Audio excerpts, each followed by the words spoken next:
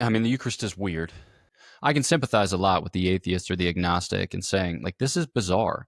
It's the only instance in the whole wide world in which a thing changes in its very nature without changing in its visible appearance. So, like, how do we have access to that? When you think about it, we as human beings only really have access to those things which we can witness with our senses and then reason on the basis of. But there's no sensible change. There's just the words spoken over it, which the Lord himself pronounced. But we might like to think it's a kind of magic formula that whoop, just does what it says.